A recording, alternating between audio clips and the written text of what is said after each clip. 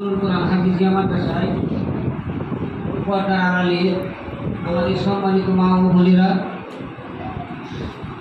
মাইকের শব্দ যতদূর যাচ্ছে যারা শুনতেছেন তাদেরকে জানাই, এবং উপস্থিত ছাত্রছাত্রীবৃন্দ, আমাদের সম্মানিত শিক্ষকবৃন্দ, উপস্থিত কমিটির সভাপতি, সেক্রেটারি, কমিটির সকল সদস্যবৃন্দ, সকলের প্রতি আমার সালাম, আসসালামু আলাইকুম। আসলে বাহিরে থেকে কষ্ট, সে পেট ব্যথা হলে একটা মানুষের কষ্ট কিন্তু বাহির থেকে দেখা যায়। আমরাও যে মাদ্রাসা পরিচালনা করতেছি, আমরা কিন্তু এই সমস্যাটা নিয়ে বেশ কিছুদিন ধরে আছি। ছাত্রছাত্রী বেড়েছে, বাড়ার কারণে আমাদের শিক্ষক বাড়াইতে হইতেছে। হুজুর বলেছেন প্রথম আমি একাই মাদ্রাসা পরিচালনা করতাম, তখন আমাদের মাদ্রাসা ছাত্রছাত্রীগুলো কম।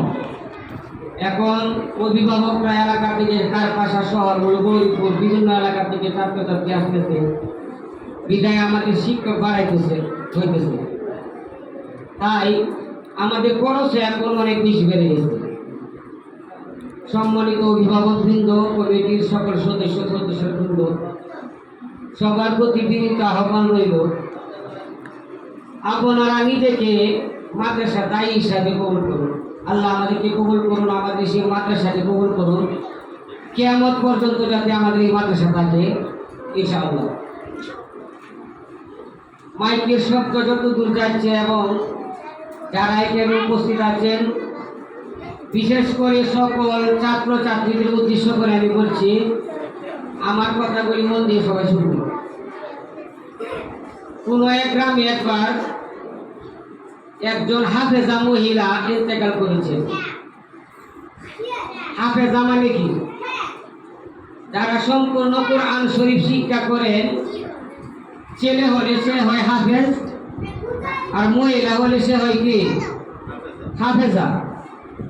তো তিনি ইন্তেকাল করার পর তার দাফন কাফন করার জন্য এলাকার মানুষ আমরা যেভাবে প্রস্তুতি নিই সেভাবে প্রস্তুতি করলেন। বাজার থেকে কাপড়ের কাপড় আনা হলো, কবর খোঁড়ার জন্য 4 জন গেল। কিন্তু এই মহিলার কবর খোঁড়ার পর দেখা গেল কি সেই কবর থেকে সাপ বিচ্ছু বাইর হয়ে গেছে। যারা কবর খুঁড়তেছিল তারা তো ভয়ে সেখান থেকে এলাকার মানুষকে, হুজুরকে জানাইলেন যে আসলে আমরা যে কবর করতেছিলাম সেই কবরে তো সাপ বিচ্ছু বাইর হয়ে গেছে, এখন আমরা কি করব? অনেকে ধারণা দিতেছে যে হয়তো বা কবরে যেখানে গর্ত করেছো সেখানে সাপের বাসা ছিল, তোমরা অন্য জায়গা কবর খুঁড়ো। তো নতুন করে আবারও কবর খোঁড়া হলো। কবর খোঁড়ার পর সেখান থেকে আবারও বড় বড় অজগর সাপ বিচ্ছু বাহির হলো। কবর খোঁড়া পাটে আবার তারা ফিরে আসলেন, বললেন আবারও তো কবরে এভাবেই সাপ বিচ্ছু বাহির হইতেছে।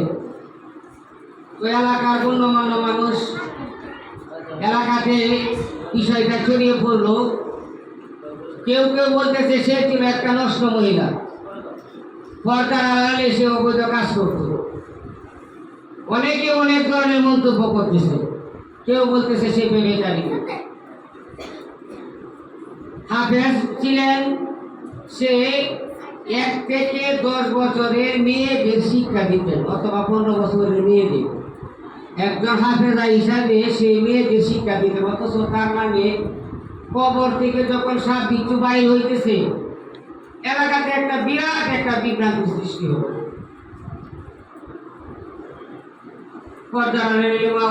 আপনাদের বিশেষ করে দৃষ্টি আকর্ষণ করছে, এবং অভিভাবকবৃন্দ এবং ছাত্রছাত্রীদের বিশেষ করে দৃষ্টি আকর্ষণ করছে আমার কথাগুলি মধ্যে শুনুন।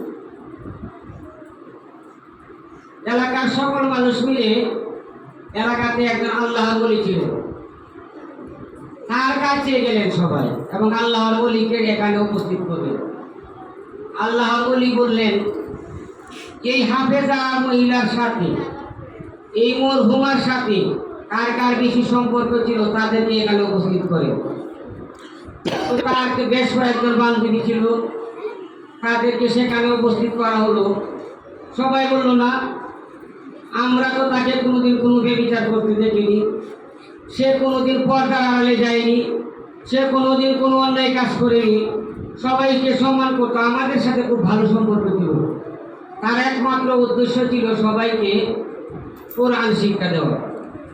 কিন্তু তার বেলায় এমন কেন হইতেছে?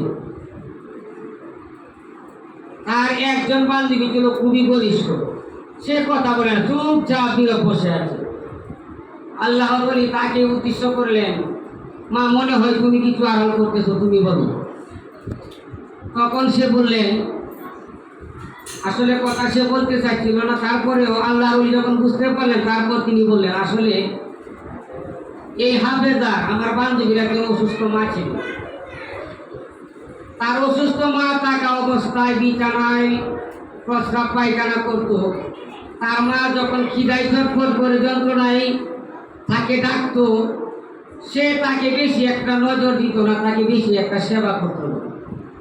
হয়তো সেই জন্যই আজ তার এই করুণ পরিণতি। সম্মানিত অভিভাবক বৃন্দ, আমার মাইকের শব্দ যতদূর যাচ্ছে, এখানে উপস্থিত কমিটির লোকবৃন্দ, আমার শিক্ষকবৃন্দ, ছাত্রছাত্রীবৃন্দ, সবার প্রতি অনুরোধ রইল, আমরা যখন ফরজ নামাজ পড়ি অথবা সুন্নত নামাজ পড়ি, আল্লাহর কাছে দোয়া করি, রাব্বি হামহুমা কামা রাব্বায়ানি সগীরা, অকুর রাব্বি হামহুমা কামা রাব্বায়ানি সগীরা। এই কথার অর্থ হচ্ছে, হে আল্লাহ, আপনি আমার মাতা পিতাকে এমন ভাবে রাখুন যেমন ভাবে আমার মাতা পিতা আমাকে শিশুকালে আমাকে রেখেছিল। আপনার সন্তানকে যদি আপনি হাফেজ তৈরি করতে পারেন, তাহলে কিন্তু আপনার সন্তান আপনার জন্য রাব্বি হামহুমা কামা রাব্বায়ানি সগীরা আরো বিভিন্ন ধরনের দোয়া বা কালাম পাঠ করবেন। সে আপনার কবর জিয়ারত করবেন, সে আপনার কবর গিয়ে নিয়ে সূরা ফাতিহা করবেন, সূরা ইখলাস পাঠ করবেন, দরুদ শরীফ পড়বেন ইত্যাদি করে আপনার জন্য দোয়া করবেন। মা ও বোনেরা, যাদের মা বাবা বেঁচে আছে আমরা বলি আলহামদুলিল্লাহ। যাদের বেঁচে নেই তারা মনে মনে একবার দুইবার করি রাব্বির হামহুমা কামা রাব্বায়ানি সগীরা। আমরা যদি আমাদের সন্তানকে উচ্চ শিক্ষিত করি, গতকাল হুজুর মসজিদের মাইক দিয়ে বিরাট মূল্যবান আলোচনা করেছেন। এক বড় উচ্চ শিক্ষিত ব্যক্তি তার বাবার জানাজা পড়াইতে পারে না। আমরা যদি আমাদের সন্তানের জানাজা পাই, এর চেয়ে বড় সৌভাগ্য আমাদের মধ্যে নাই। আমরা যদি আমাদের সন্তানের জানাজা পাই, আমি কোনো একজন হুজুরের মুখে শুনেছি কিয়ামত পর্যন্ত তার গোড়া জামা যে ব্যক্তি তার সন্তানের জানাজা পেল।